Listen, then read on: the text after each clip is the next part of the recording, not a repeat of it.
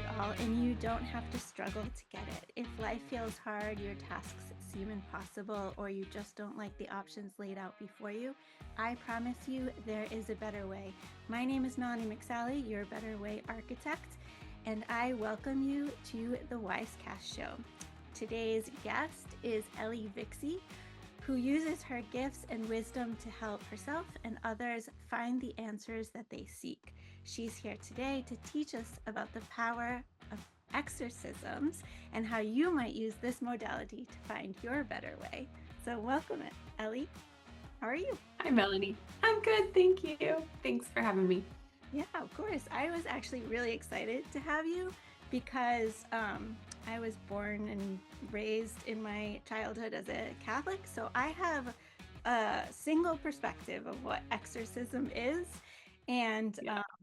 and I was sure that wasn't what was going to be talked about here, and so yeah, with regards to, because I know you have a very unique way that you view exorcism and you use it with personal growth, so just get us started. Give us a high level layman's terms kind of intro. Yeah. Well, like you said, I am an exorcist.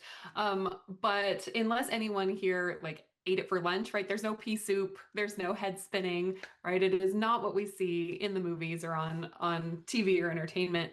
Um, But what it does do is it is kind of the proverbial or literal devil on your shoulder, right? Whispering in your ear, you're not good enough. You'll never be enough. Your dreams are too big. Um, really amplifying our own kind of internal limiters, our own internal traumas and voices. Um, and it creates what I like to call prophet paralysis, where it feels like you're doing everything, but nothing seems to be working. And so that's where this interference can come in, and it can block your abundance, it can block your health, it can block your relationships. And when that interference is gone, those things can improve. And the things that you're doing can start working because you're not fighting against this interference that's out there in the world. So that's kind of like the high level of like what is that? What are we dealing with? Because the energy that I work with, the dark force energy, is really sneaky. It's really pervasive. It's not so obvious that we're heads are spinning, right? Like it's not that obvious. It's much sneakier than that. Yeah, so I've heard many names for this sort of opposite to intuition kind of voices or information that's coming in one way, shape, or form. So I've heard it called ego, I've heard it called shadows, I've heard it called devil, I've heard it called many names, right? So are you saying that if I've done all my personal growth and I've set up my business the way I want it and I've done all the things, that there still might be something that I am unaware of that could be blocking me from my success? Yeah, there absolutely could be. So I think a lot of us, especially when we come in with a really big mission and we have a really big desire to make an impact in this world, I think that's where this interference can show up really, really heightened because it's trying to stop you from making the impact you're meant to make. Now, this energy can come from multiple places. I get a lot of questions like, well, Ellie, where does dark energy come from? Where does it show up? And we have it just around us in the world, right? So we've got millennia of war and violence and hatred and killing and murder and all of this stuff around us. So it can land on us in this lifetime. So it lands on us like spiritual bird poop. It just plops on us, right? And then we can also get it sent to us, right? That's people sending that energy. That is really intentional, like purposeful harm being sent to someone else. A curse, using voodoo or dark magic or things that are meant to harm someone else. But then the other way that it comes to us is we bring it with us from our past lives. We bring it with us from contracts, agreements, uses of dark forces in a past life. Um, Using dark magic in a past life, using some of these things. And it can be really simple and innocent, as if I was starving and I sold a piece of my soul for food. That opens me up to an agreement with dark forces as well. So now we're here in this lifetime and we're dealing with all of that karmic load of that and all of those agreements that were made. And so we have this interference now on us. And that is actually really the most common instance that I see for people is that we've brought it with us. We don't know it's part of our baggage. And yet we're locked into this karmic cycle where we're trying to constantly untie ourselves from that. And so that's really where it can show up, and we wouldn't know it's there because it is outside of ourselves. Yeah, and we can all relate to this, like the crap that's on media, and just like feeling whatever you feel with regards to what's on media, like whether you feel good and agree or whether you feel bad and don't, Mhm. whether you are feeling empathy for harmed victims or whether you're championing success and other, you just feel, and so you can have any type of energy around that. Yeah. Yeah, absolutely. I think that's actually like a good point. I talked about those ways it can come in, but it can be exacerbated or brought in through entertainment or through media, through kind of almost that hypnotic state that we get into when we're watching or listening or seeing those things. And there can be little manipulations there. And if we already have that energy on us, it's like attracts like. We're a wet sponge drawing in water, right? It's just going to be that similar thing of like we're just going to keep drawing that energy to us. Absolutely. Yeah, so I was going to go in one direction, but now I have a question. Oh, yeah, of course. Let's do it. Yeah, so I've heard many times, like, be careful what kind of music you listen to, Mm, because the words can really influence you. And, mhm. but at the same time, music can be very healing to help you process something or go through something. So one could listen to something that's seemingly very negative, and it could actually have a positive impact because it helps them process something. So what are your thoughts on that, of like, this negative and the risks of negative energy and listening to certain types of music, et cetera, et cetera. Yeah, I think in the case that well, let me give a little backup really quickly just so that I can state what I feel about that so that it's clear. Um, when we have dark energy, there is something called a target. And it is like a bullseye on our back. But that's, again, because of those past life agreements that we've made. And it allows dark forces, it allows these energies to kind of mess with us and play with us and interfere with our lives because there is this permission of a target. Not everybody has this target. Um, Lots of us do, not everybody does. And it is a removable thing. We can get rid of it. But when we are targeted, we are susceptible to those things, like you're saying. We are susceptible to those negative influences that come through music or television or media or whatever. We're susceptible because it's like, oh, there's a target. We can shoot all of these negative arrows at them and it can mess with them and it can impact them. Now, if we are not targeted, well, then we're not susceptible to those because they can't mess around with us. Now, here's the deal. We can still feel sadness or we can still feel angry or we can still feel emotion from what we're experiencing, but it is not a targeted attack on us through that um, specific thing. And so, similarly with people and relationships, right? We all know what an energy vampire is. We all know what it feels like to have our life force sucked from us by people around us, right? Now, if we are targeted, we'll likely find that we have a lot more interactions with people that drain us or make us crazy or make us really heightened in our emotional state. And if we're not targeted, we can still be impacted by the people around us. It can still make us feel angry or sad or feel frustrated or feel blocked because maybe those people have an influence on us, especially partners and things like that. But we're not going to be fighting through an attack of our own while dealing with that. So it gives us a little bit more leeway, a little bit more capacity, capability to function when those things happen versus it completely wiping us out, dragging us down, making us quit, wallowing in despair, all of those things. Um, yeah. Did that answer the question? I hope that answered the question. It did, and it gave me the Okay. question of like, okay, that's Yeah. amazing. How do I know if I have a target on my back or not? you know Yeah, well, so that is actually part of the process. So the work that I do is in partnership with archangels, with divine, and all of that. information is found during an energy reading. When we connect and we talk to the angels and God about what is going on, they're able to identify that. They're able to tell us, hey, there's a target. This is why, right? Here's all the reasons why. And here's what we can do, to resolve it. And so it is very much an individual kind of thing. But I will tell you, if you don't, like, intuitively speaking, right? If you feel like you just have chronic bad luck and bad things are constantly happening to you, and you cannot seem to get one foot in front of the other without getting dragged 10 feet back, you make money and then it's all taken away from you. Or, we can go through kind of these patterns, and we chalk it up as, oh, I'm just going through a rough patch, or, I've hit a string of bad luck. Generally, those things tend to tell us and identify that, you know what, we're actually getting targeted. We are getting attacked in this sense. And that's kind of the way that I like to tell. Like, is it consistent? Does it happen really frequently?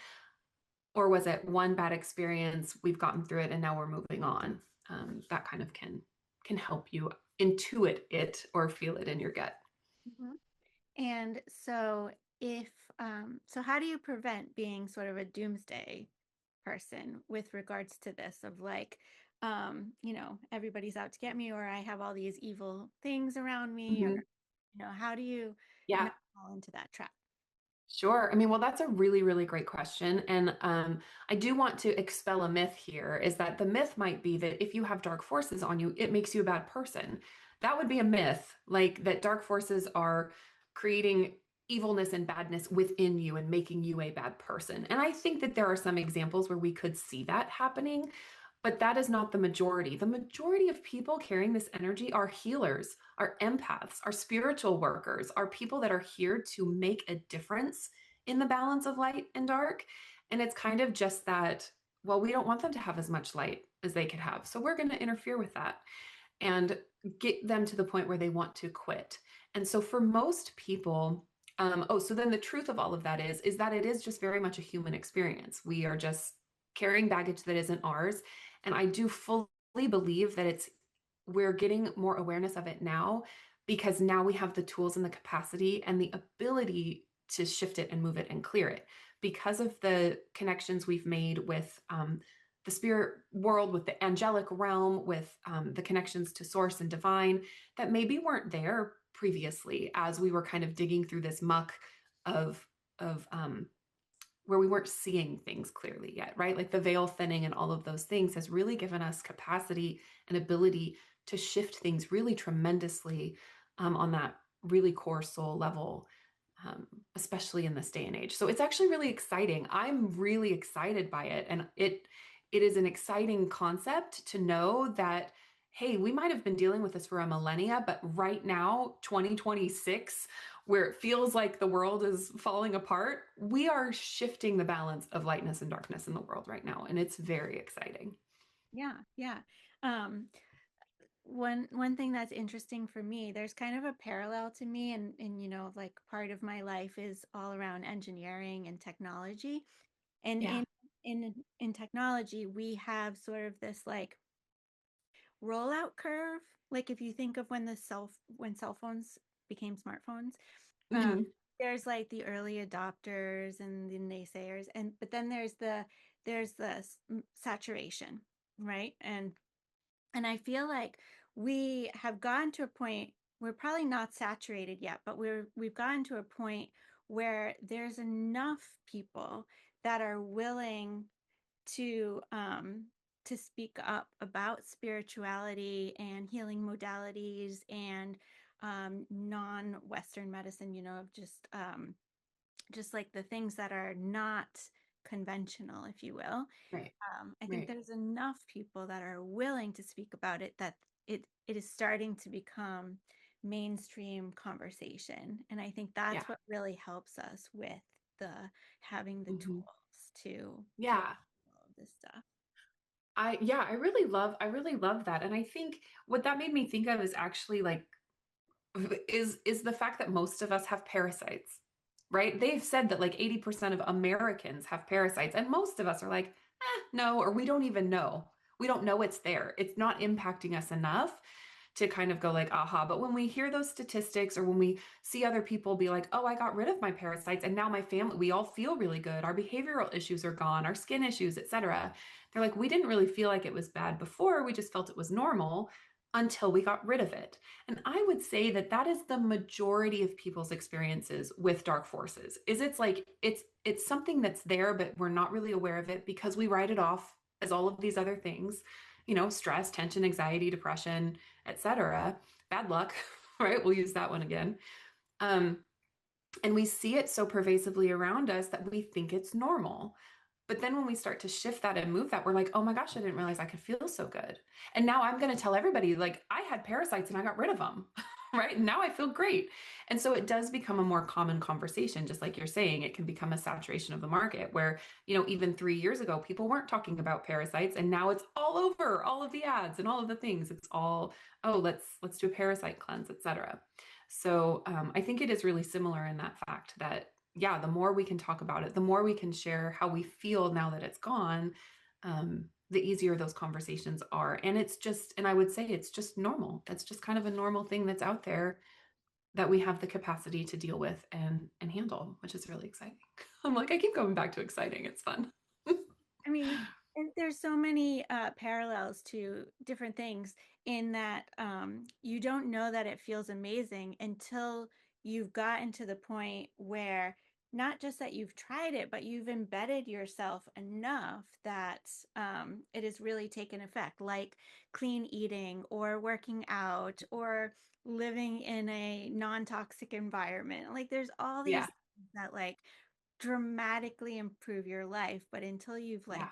done it and really like gone all in, you don't Hmm. you don't know. You just don't know. Yeah. Yeah, and I think that actually brings up kind of like that integration part of it, right? Like if you've ever done a detox, you have detox symptoms, you have die-off symptoms. You might feel worse before it gets better. There is that integration period of, okay, well, I still have to use the tools that I've been using before that might not have been very effective before, but if I use them now, they're going to be that much more effective. So it is staying um, consistent and looking into those, okay, it's okay if I feel a little bit worse before I get better because I know that things are starting to shift and starting to move into that better place, just like you're saying with the whole integration of all of these lifestyle changes. Yeah. And the other parallel I see with what you were saying is that this is happening at a time where there's also a lot of really evilish things going on. And we Hmm. all know that, like, right before you have a major breakthrough is the hardest. Like, it's when everything Hmm. is slapping up against you and is like really, Yeah. I call it the are you sure moment. It's like the universe Yeah. being like, I just want to see if you're really sure about this? Yeah. Yeah. I know that's a really good point. And it's kind of like I can't actually remember which teacher speaks about it, but I think it's Abraham Hicks. But like when you scream against something else, like when you push against it really, really hard, it amplifies that thing. It's like what you resist persists. That it has to be an Abe Hicks phrase.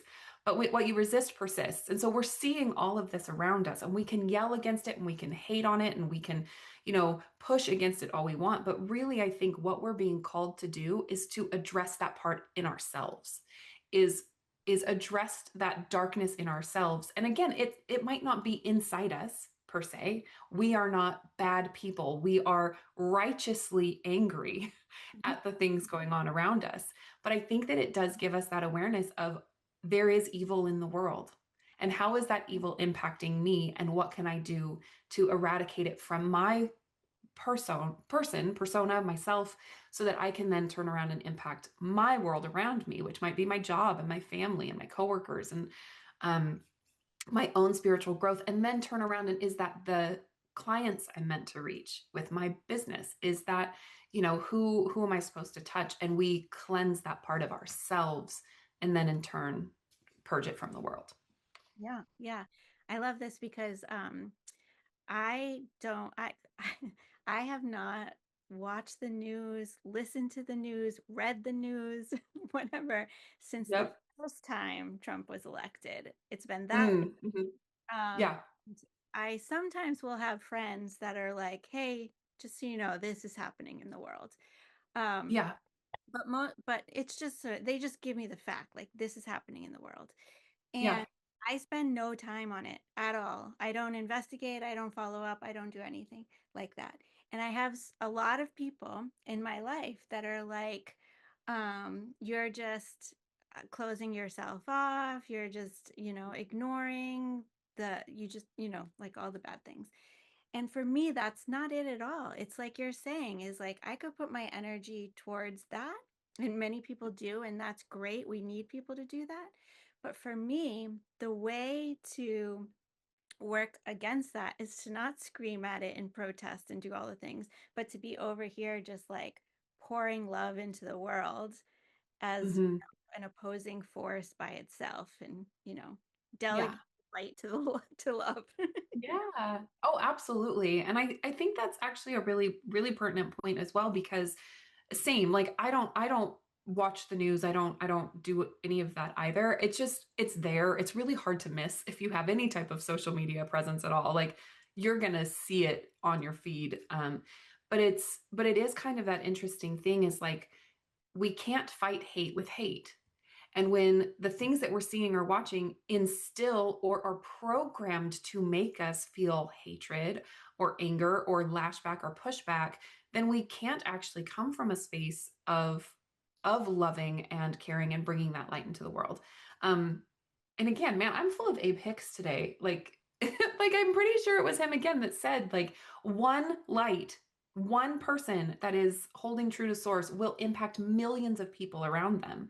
And so that is really what I cling to as well. Is like, if I can keep myself safe in this bubble of I can keep my light strong and high and be a beacon of hope for others, then I absolutely will do that. And I think you're right. We do need people, right? It's like we've got hunters and gatherers. People have places um, where they're going to make impact and make those things do. But if I know for myself, if I were to delve into that, I would be catatonic in my bed. I wouldn't be able to function. And so I have to make that choice so that I can function and then serve the people I'm meant to serve. So I fully agree. I'm all on board with that.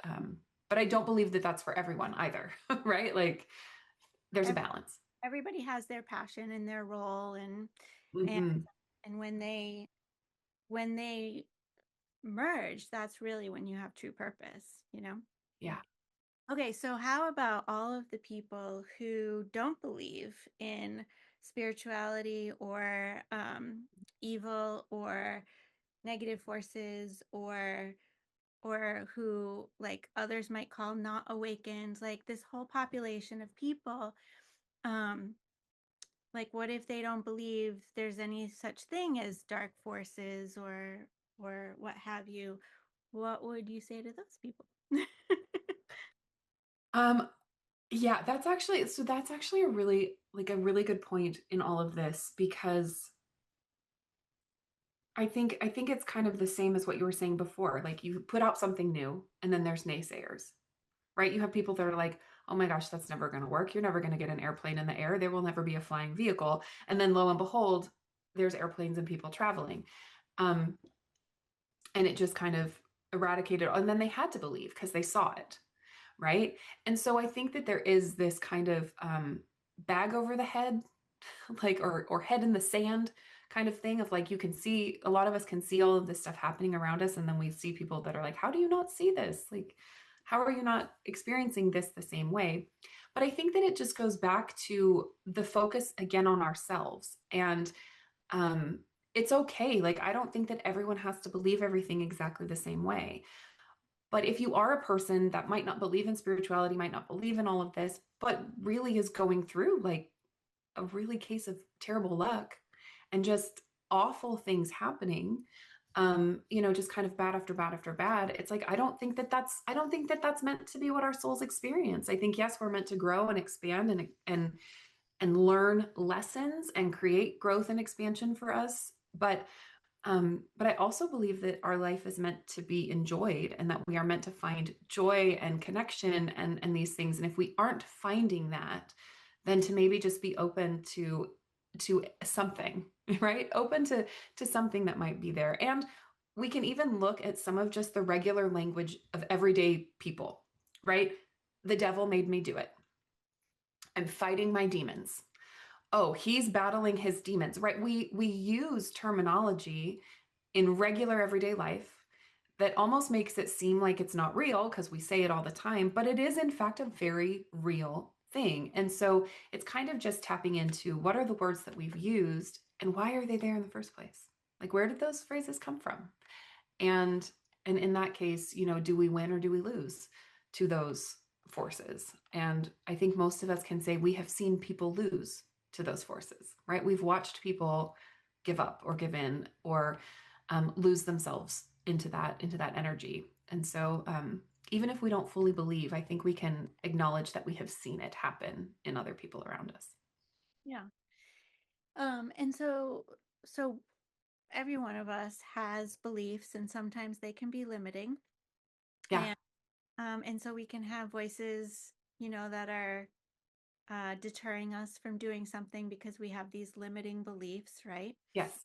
Um, and so how would one tell the difference if is this Mhm. a limiting belief and it's coming from my internal dialogue versus this is some external force that's working Yeah. against me? Yeah. So that would be where some of that I believe is kind of like an intuitive thing. And I've always been really empathic. So it's been one of those things for me where I could almost tell that it wasn't my own voice. And so I just want to give you a story of how it showed up for me. Now, I was targeted. I had dark forces on me. It was blocking my business. It was blocking my relationships. Um, and the reason I came to that conclusion is because I had been an energy healer for 10 years. I had been working with other healers, and these same two things would not budge. Like, we could not get any movement with them. And that was, I couldn't get business. I couldn't get clients coming in. I couldn't really get like flow or momentum in my business.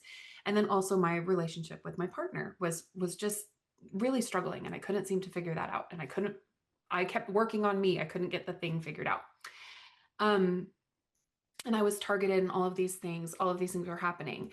Now, about once a month for me, specifically, when we talk about these voices, I had them every so often, but specifically about once a month for me, usually around my cycle, when I would start to get a little more hormonal, there would be a voice in my head that would say, your would be better off without you. You should just move to a cabin in the woods. Just leave.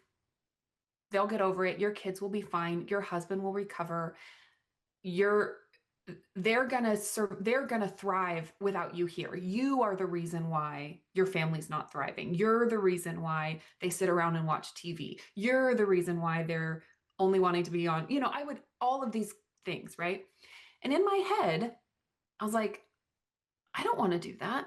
I don't want to leave my family. Like, and for me, it wasn't like I didn't want to die. It was just I wanted to leave. Um, like, but I don't really want to do that. Of course, my kids would be devastated. My husband would be like, he would just be mortified. He would be so, so sad.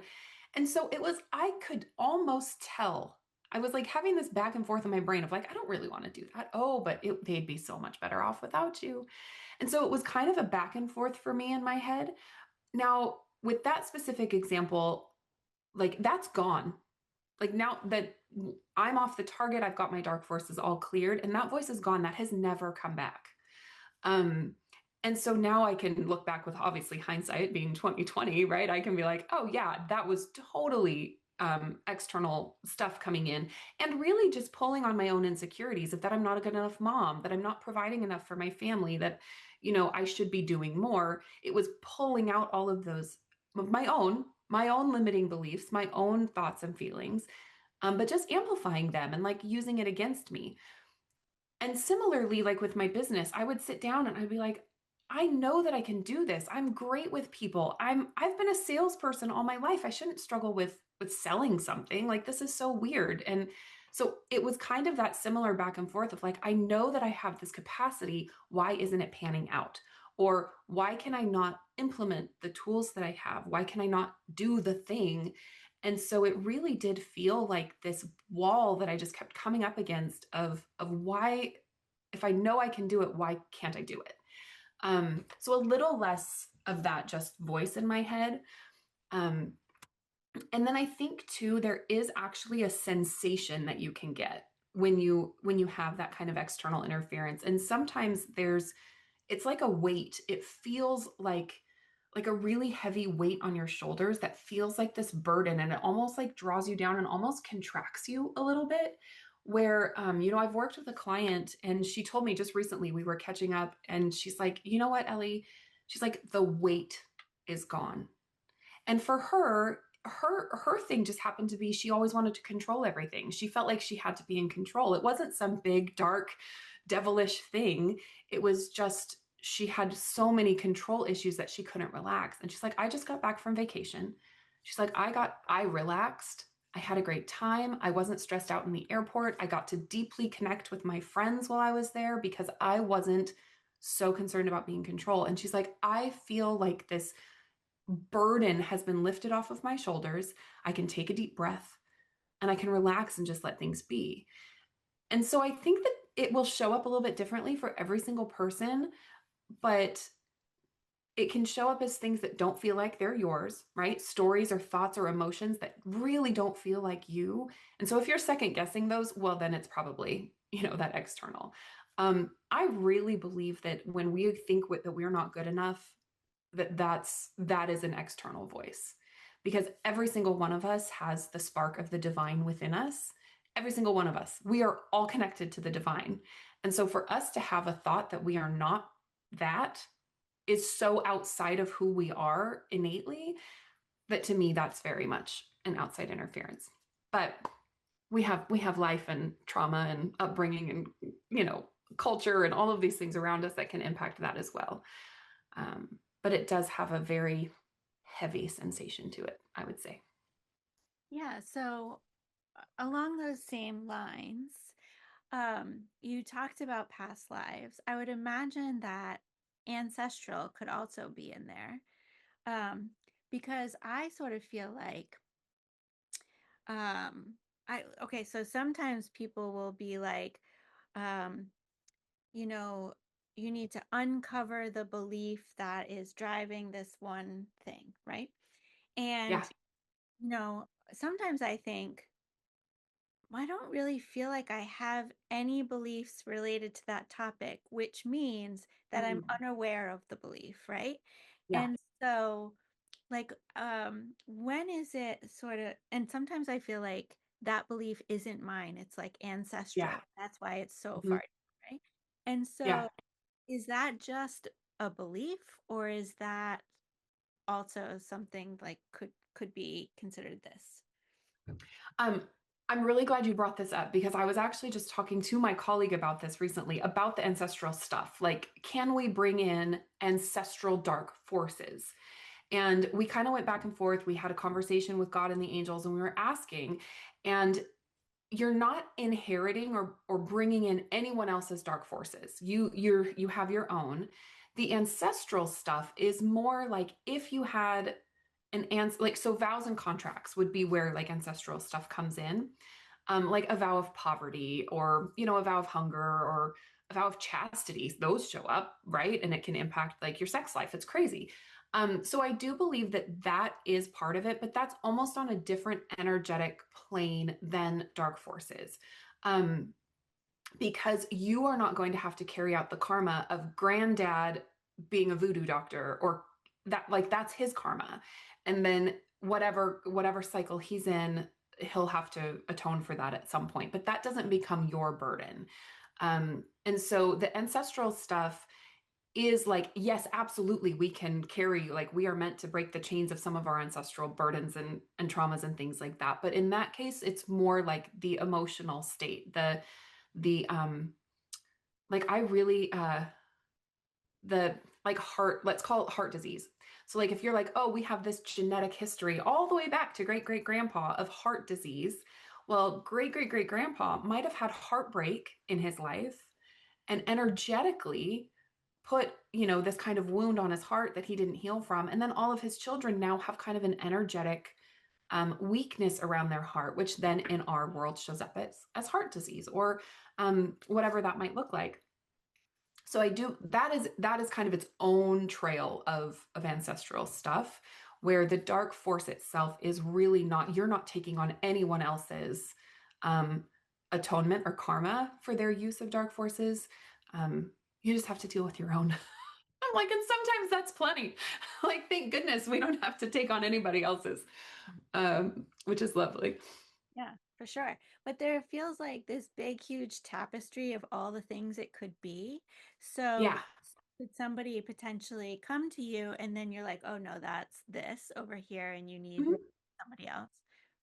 Yeah, so I do like part of my soul protection, soul restoration, sacred healing. That's all work with the angels and with God to clear that external interference.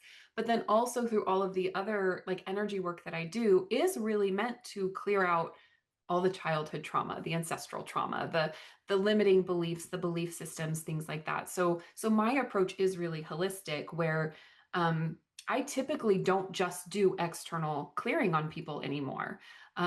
Most of the time, it's both. I'm like, we're going to get rid of the external stuff, but we're going to get rid of the internal stuff too. Like, we want to work on all of it, right? It's kind of that, like, you can go to a heart doctor, but if you also need a nutritionist, right, well then you need that. But if you can find a doctor that does both, awesome, right? You get both approaches in one.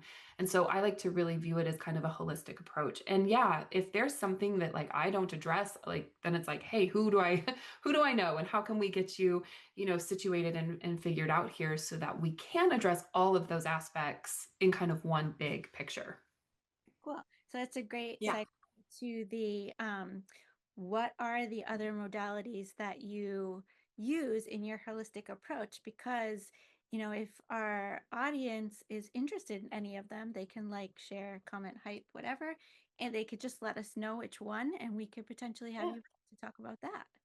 Oh yeah, yeah, yeah. So I'm actually certified in quite a few. I work with the emotion code, body code, and belief code. That's all like the discover healing modalities. That's dealing with the trapped emotions, the imbalances in our organs, glands, physical body, and then also then those belief systems, right? Those limiting beliefs, those things that were made between ages 1 and 7 that become the lens through which we view our world. So it is kind of unwrapping and unwiring us from those and instilling new belief systems about who we are and who we're becoming. I also work with frequency medicine and also frequency modalities. So I love frequencies. I think that they are beautiful and amazing. And it's like when you can tune into your own specific radio frequency and send yourself healing through frequencies, it's really beautiful and gives you a lot of autonomy and capacity, even without being trained and all of these other things. Like, you can really support yourself physically and emotionally through frequencies. And then I pull in, I'm a channel, and I pull in other modalities that work on the soul plane and things like that. I love the full cord of atonement. I think it's a beautiful modality as well. And so every person kind of gets like a little bit of everything and then some, right? It just kind of becomes like its own, like, what does this person need? Who are they? What is their energy saying? And what do they need? It's not cookie cutter. Like, it is not one size fits all. It is, who are you? Who are you here to serve? And how can we get you to that point? And right, and then I've got, angels and my angels, your angels, God, like all of these things coming through to kind of express and say where we're going in each moment. um it's really fun. Yeah, it sounds it. It's really fun. Yeah. Um, oh gosh, that's awesome. So, okay, so tell me a little bit about how you got into all of this, because I'm really curious of your story. Yeah.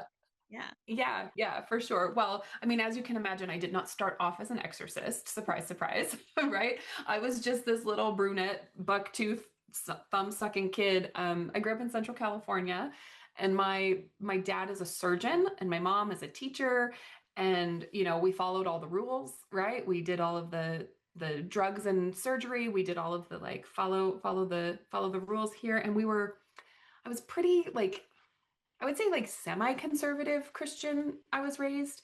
And so we were really rule followers. I like lived by the book because gosh darn, if I didn't follow the rules, I wasn't saved, right? So I had like kind of a lot of religious stuff and doctrine going on in my life. Um, but that all kind of shifted. I was 18 when I got pregnant with my first child, and that just kind of imploded my world and everything changed. And I left home, I left the church, and I got married and moved away. And I became I love to joke that like it was the worst thing that my parents would have ever thought I would become, which is a cosmetologist. Mhm. So I became a cosmetologist, and that was like this huge deal. Um, but I loved it. I really wanted to like help people look and feel amazing. And I actually do still kind of, that's still actually part of my programs is working on our physical appearance. But that's another story for another time. But I I was loving how I could transform women's faces. Like they'd sit in my chair and they would apologize for something, but I could help them feel really beautiful. They carried a lot of shame a lot of times about how they appeared. And I knew that I wanted it to be more lasting than just like a face that washed off in the morning. And my oldest child, she got sick, and she had a chronic illness for about 7 years that doctors couldn't seem to diagnose. They couldn't find out the root cause. We couldn't figure out what was wrong. And I got to my wit's end where I was like, okay, enough's enough. And I was willing to try anything. And so I went outside of Western medicine and got introduced to modalities that finally started working. Really opened me up into these other things. So not only did my child get better, like she got better, we kind of resolved the issues, and she went for years and years without problems. And now, I mean, even still, she doesn't have those problems anymore. They'll show up every so often, but they're very easily dealt with. And so not only did she get better, but my whole world transformed as well, because I was like, what is this and how do I learn how to do it? And so that set me off on that energy modality craze where I was like, I have to learn everything. I need to know all of these things. And so I started working on and shifting things because I wanted it for myself. I think that's really where we all kind of start is we find these things and we're like, if this can help me, awesome. And then you're like, oh, great, I got results. Now I have to help everyone around me. And I think that's kind of pretty much everyone's trajectory there. Um, and so that was really where I started as I got into that. And then, like I said a little bit earlier, I had been doing this for 10 years. I'd been working with clients. I'd been seeing really great transformations from my clients. And in my life, there were things that weren't moving. And I was like, okay, like what's going on? Why does it work over here, but it doesn't work for me? And I started feeling that, like, what's wrong with me? I'm not good enough. Maybe I'm not meant to do this. And I would kind of go on that spiral. And that was when I was introduced to my mentor, who as well was an exorcist, and she introduced me to that concept, the knowledge and the awareness of dark force energy. And she explained to me kind of what it all was, and it was like checking off my boxes and finally giving words to sensations and experiences that I hadn't been able to identify. And so that was really where that kind of set off for me.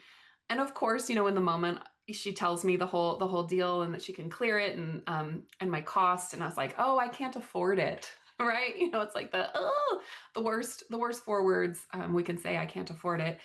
And she actually came back to me and was like, you're right, you can't afford it because this energy is going to constantly block you from affording it. They don't want to get cleared. They're going to do everything they can to continue to impact and block your business. And I was like, well, okay, what do we do? What do we do? How do we figure it out?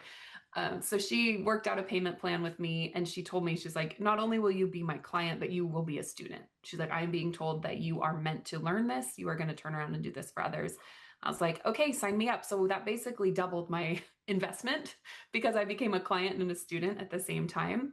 But I came out of that. I started working, and I was able to pay her off in about 4 months of that initial investment because lo and behold, clients started coming in. People started saying yes. So it really did make that shift for me in my business to have those dark forces gone. And so then, yeah, now I am here, and it is my mission to like, we are eradicating this from people's lives so that they can make their impact and um, bring their gifts into the world, because our world needs your gifts, right? We're all here with a gift and the world needs it.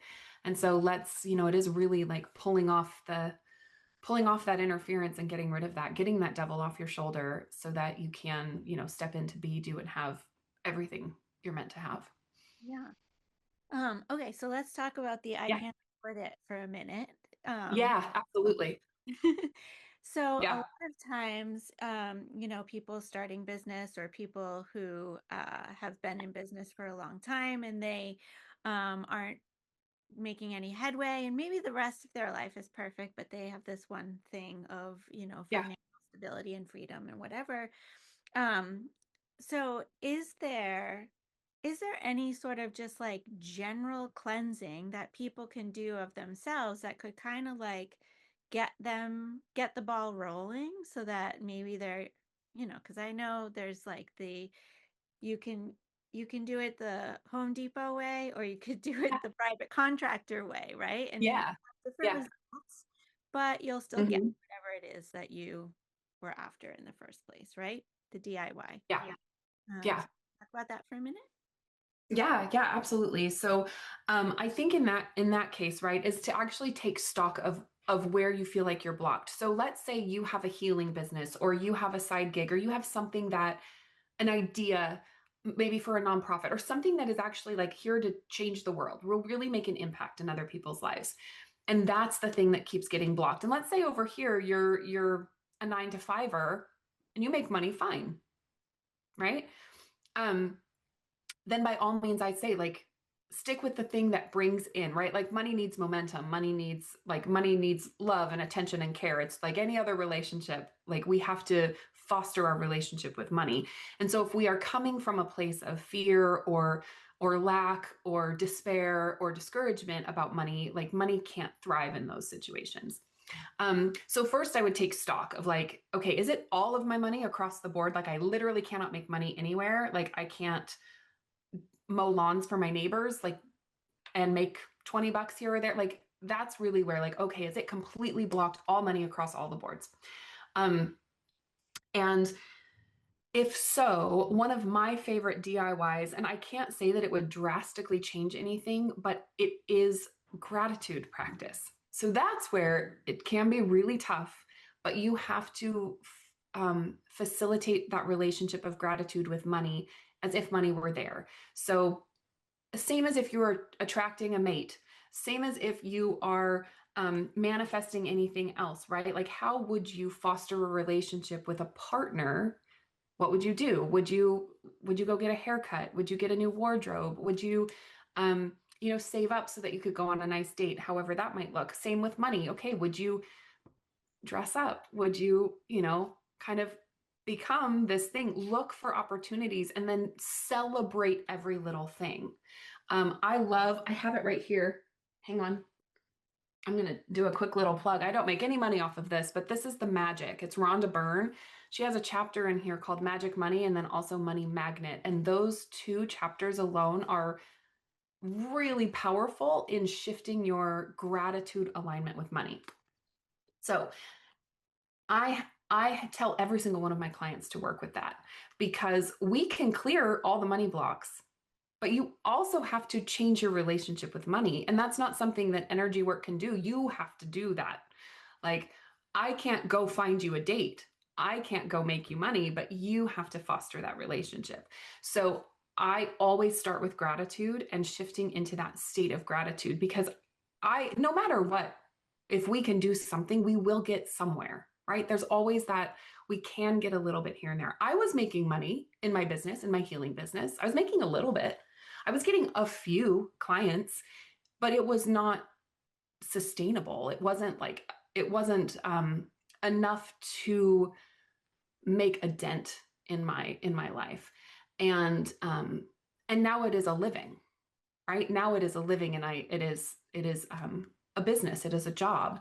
And that has kind of become, that new relationship with money being fostered. So gratitude practice being number one for kind of that DIY. And then the other thing is honestly like doing anything and everything you can to get the flow of money coming. Now, most of us, if we're out here and we're healers or we want to own our own business or we want to do this thing, most of us feel like, oh, well, if it's not my purpose or my gift, I don't want to do that because that's going to distract me from this thing. Well, I went out and got a part-time job for minimum wage, like just to get out of my house so that I could have a change of scenery, to just kind of to shift things. And I stayed in that job. I'm actually just about to leave it, which I'm a little bit bittersweet about, but just to shift my own energy of like, oh, okay, I can work and I can make money. And it actually brought me a little bit more awareness of like, oh, I can do a lot more in this amount of time for myself than I can for someone else. So it can also kind of bridge the gap a little bit of how much money do I want to make and how much money can I make? Um, so there's a little bit of that too, of like just the momentum of making any money anywhere and being open to money coming in from anywhere and everywhere. So that would be more like frequency and vibration, right? Getting yourself to be a match for what can come. So those would be my kind of baseline DIY things to like get you off the ground. Um, and yeah, and I think they're really powerful. I did a lot of those. Both my husband and I did a lot of those even prior to shifting all of this dark forces for us. And there was always improvement. There was always improvement. It might not have been exactly what we thought, we didn't win the lottery. Um, but there was always a step forward, maybe a little bit of a raise here or a new job there or a new contract here, right? Just little bits and pieces that came in that just kept the wheels greased so that we could keep moving forward. Yeah. The one tip that I'll add to your list of Yeah. tips is you know, people always talk about you have to be in the energy of living as if to help Mm, manifest the law of attraction, right? Because where you put your thoughts, your actions go, you persist it, right? And so one of the things that I did was anytime I looked at something that made me feel lack, I would say, mm, what would be the opposite of that? How would I feel abundant? How could I mm. feel abundant? And so then I played this game of like, what would a millionaire do, or what would a VIP, Yeah. whatever. And Uh-huh. so, I would think about the things that would make me feel that way, that, I would do if I had unlimited resources. And then I would find the way to do it or feel that way without having the money so I could feel that way. Yeah. Yeah. So, um, I would figure out how to get free upgrades on airlines. I would figure out Mhm. how to stay for free while I was traveling. I would figure out Yeah. get like freebies all over the place. Hmm. So, yeah, that's just my other Yeah. like trick for living as if. Oh, absolutely. I love that. That actually made me think of I was working with a client this week and we were talking about that. She was saying she's like, "Well, I made more money this week. I got a paycheck that was bigger than I've ever made up to this point." And she's like, "But then I realized that it still wasn't enough to cover where I'm at." And I was like, "Okay, well, we have to stop that. We have to celebrate. Let's celebrate. We are so excited that we just made this money. And we are so excited that now, like, we're going to have bills that match that. It's like, I make more money so I can spend more money. How exciting is that? Like, it's so exciting yes, because my money that comes in goes around to pay my bills, right? That's kind of the thing. But I'm so excited that I have bills to pay. I'm so excited. And so it kind of becomes that like, thank you for this bill that I can pay because it did this thing for me. And thank you, like if we talk about debt, credit card debt, things like that, like we've had to really shift our thought process around our debt, but our debt kept us alive. Like our debt has kept us living while I was a stay-at-home mom and got to take care of our kids. And that's a life that we wanted for our kids. So we are incredibly wealthy in the fact that now, like, we're just paying back our debt little by little. But we can't look at that as like, oh, it's this big, huge, terrible thing. Well, no, we're so grateful for all of that capacity, to do those things. And thank you now that we can pay on these monthly. And thank you, right? And so it is a shift, just like you're saying, into that mindset of how would I feel, all of those things. And that can be a challenge, right? If you are in the midst of like an absolute storm of bills and constant and afraid of where it's going to come in and all of those things, sometimes it is just what is the fastest path to get that momentum going, and how can you get there so that the abundance feels like it's coming, and then saying thank you for every little bit. I say thank you when I pick up a penny off the street. I'm like, thank you, universe, you're so abundant. Pennies are just raining down from heaven. Like I can just pick one up off the ground. And what that does is that opens me up to finding more money just randomly anywhere. So it's really fun. I like that. I liked your tip. That was a good tip. Well, to get on your Abraham Hicks bandwagon, Yeah. she Yep. always says, when you see any money around, it's just the universe telling you that abundance is on its way. And so, Yes. um, I I don't necessarily like to pick up the pennies because sometimes they're dirty and gross. And Sure. so I just look at them and I'm like, I see you, penny. Thanks, abundance. I know you're on your way. Yep. Yep. Oh, I know. They can be in some of the nastiest spots. I get it. I get it. I don't blame you.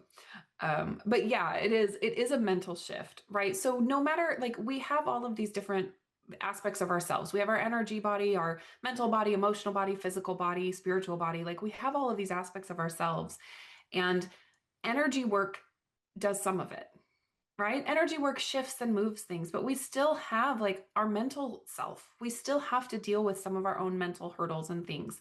And so we still have to do the work. Like, there is still things we have to learn and apply. And I have spent so much money on hiring other people to help me get that right, right? To help me get my skills that I need, to help me train my brain and my capacity and um my reach and all of these things. And so it is kind of that constant, we are always growing, we are always learning. And I really don't think, like, if there is a finish line, it's when we transition, it's when we move over into the other side. That's the finish line. And so there is no, like, oh, at this point I'll be happy, or at this point I'll know I've made it. It's no, we just got to enjoy the ride, and have that much fun along the way, right, as best as we can. Yeah.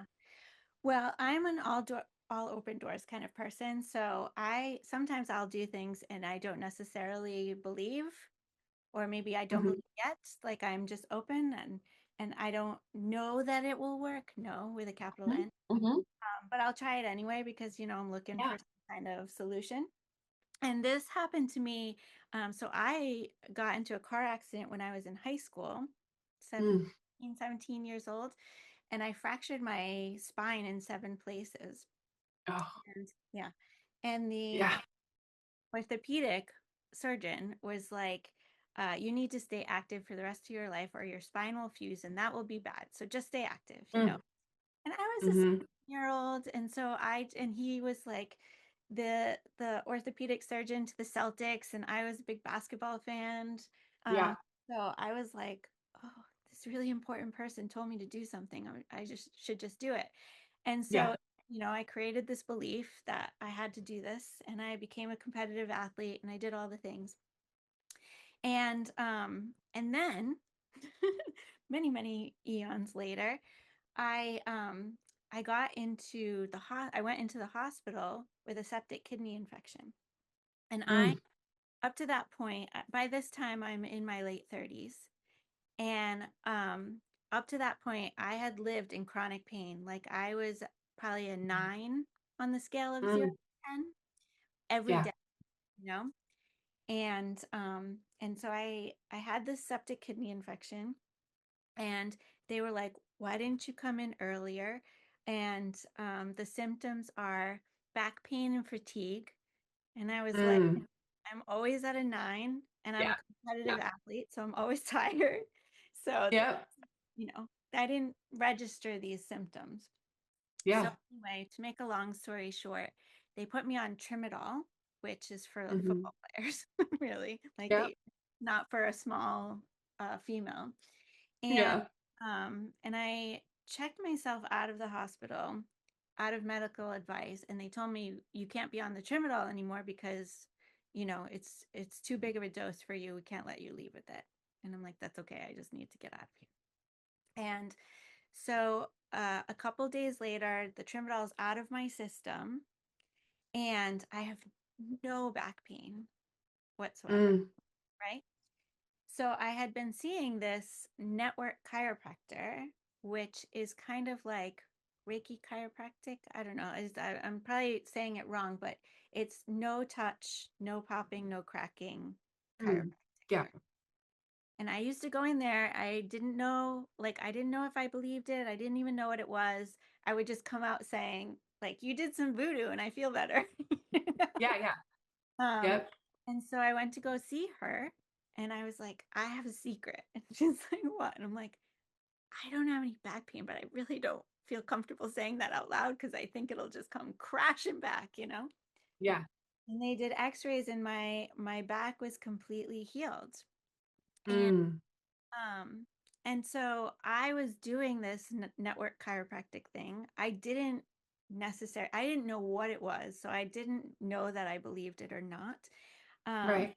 and I don't know that that's what fixed me, but the Trimadol actually reset my nervous system. And what was Mm. happening was the pain receptors hadn't been reset, even though my back had healed itself. So I was still feeling pain, Yeah. but I wasn't actually in pain. Um, Right. and so not only had my back, my, and when I broke my back, it like twisted so that my spinal Mm. cords in the front, in the Mm. your spine that like jut out, so your spinal Yeah. cord were facing forward. And I also had scoliosis. And after that, it like she took x-rays, and I not only was my back healed and it twisted back, and I no longer had scoliosis. Wow. So Yeah. I just want to leave it for all the people of like, you actually don't have to believe something to work. if you Mm-hmm. if you're in something and you're having a problem, or you, like you said, you're just feeling like you have bad luck and nothing's going your way, just like Mm-hmm. try some of these things. And Yeah. you know, like they're not harmful, Yeah. right? Yeah. Well, I think it's interesting you bring up a chiropractor. So my sister is a chiropractor. And if you recall, my dad is a surgeon. Mhm. Okay. So for my dad, chiropractors are fake wackadoo doc, like they're not real. Now, his own daughter became a chiropractor. So he kind of had to do some soul searching, whatever. Well, recently, probably the last couple of years, he has been going to my sister for treatments. And lo and behold, he's starting to feel better from some of his chronic pain, right? Like just standing all the time. I mean, he's been a surgeon for 40 plus years, right? Like just chronic stuff that happens to your body from that. And so he says to me, because okay, again, he has one daughter that's a chiropractor and another daughter that's an exorcist and an energy healer. Like, poor guy, we've sent him on a loop for his life. But he says to me, he's like, hey, you know what? If I'm feeling better from a chiropractor that I would have never thought could help because it was all fake medicine, um, he's like, maybe some of the things you do would help me. And so he's been his eyes have been opened a little bit more to some of these things. And so wonderfully, I'm so excited, like I'm working with him through frequency medicine, and so he's utilizing some of the frequency things. Um and so it's just lovely and beautiful that someone that's so locked in to their belief system or their mindset, they've tried one little thing, and when they experience a little bit of, oh, that helped me feel better, right, it just opens you up to that next thing. And I think, we acupuncture is like, we'll call it the gateway drug to, it's energy work. Acupuncture is energy work. You're working on meridians and all of these things in your body. So and it's very well documented and proven. And there's a lot of studies and research behind all of it. So it's similar along those lines. And now we are getting to that point where I believe there's like 15,000, at least 15,000 documented research studies on energy work now at this point, of its effectiveness, of how it's moving things and changing things. And hospitals are bringing in Reiki practitioners to help with the healing process. So it is like, again, it's just a beautiful time to be alive and to experience this world and like the openness that's out there. And you're right, like just the willingness to try is enough to overcome and override the skepticism of, what is this, and is this going to work, and yada yada. Like just the willingness to say, like, okay, yeah, I'll give it a shot, um is all it needs. All it takes. It's beautiful. So if somebody wants to work with you, how do they do so? How do they get in? Yes, the best place to find me would be at ellievixie.com. So it's just my name, ellievixie.com. And then all of my social channels are also all Ellie Vixie. So if someone prefers social channels to websites, but that's where all of my contact information is Ellie Vixie. And we'll put it on the bottom of the screen so you know how to spell it and Perfect. all the things. Um, Wonderful. Awesome. So do you have any last words of wisdom that you would like to leave our audience? Oh, I feel like I've said a lot of words at this point. I feel like I've said a lot. Um, but I think my last thing that I would want to say is that no matter who you are or where you come from or what your upbringing was, is you are here on this world, on this earth, in this time, for a purpose. And that purpose might just be to live in joy. That purpose might be maybe to have an impact to others. Um, but every single one of us is here for a reason, and the world needs your gifts, the world needs you, and let's bring the best version of you forward. And that's where we can go from there. Awesome. Well, thank you, Ellie, for joining me on the WyzeCast Show. Yeah. Thank Thank you, you Melanie. for all your wisdom and sharing your gifts with our audience. And yeah, it's just been really fun chatting with you Yeah, about something new or learning a different I agree. perspective of something Yeah, that, you know, we've seen in horror movies. And I'm like, absolutely. Absolutely. It's been out there. It's just been misrepresented. exactly, exactly. Yeah. So if this resonated with you, please hype, like, share, comment. Technology loves to be loved on as well. And when you love on technology, it does pay it forward. That's how the algorithm works. So when you engage with it, it will share it out, and then we can get in front of all the people that need Ellie and need her gifts. And remember, if life feels hard, your tasks seem impossible, or you just don't like the options laid out before you, there is always a better way. My name is Melanie McSally, and I will see you on the next episode. Thank you for sticking around to the end. I want to share something special with you. Every couple of weeks, I bring the Wyze community together for an experience. Many of the guests that you've listened to here on this show become my special Wyze guest guide, where they take us on a customized journey featuring their gifts and aligned with the theme of the Wyze experience. This year, in the Universal 1 year, 2006, we are planting the seeds of abundance and flowing with the duality between planning and living. Throughout the quarters, we follow the seasons of a garden, starting with winter, reflect, rejuvenate, and replenish, and closing the year out with fall, harvest, celebrate, and retune. These experiences were designed with compassion, joy, and abundance in mind. They are a mixture of reflection, connection, release, upliftment, and growth. They are open to all heart-centered souls at no cost. Near the end of each gathering, I invite participants to offer a suggested contribution of $8.88 US dollars, a number that aligns with abundance, prosperity, and infinite flow. You're welcome to give in accordance with the value you received and your means. All contributions go directly to the Wyze guide of that experience. You can learn more and apply to attend at stepinto.wyze.community/belong. The link is also in the description. And if you're interested in attracting more abundance, I've created the Year of Abundance program. When you join the Year of Abundance, you receive access to 2 live Wyze experiences each month of 2026. All replays of every gathering so you never miss a moment. Weekly integration prompts to support your growth.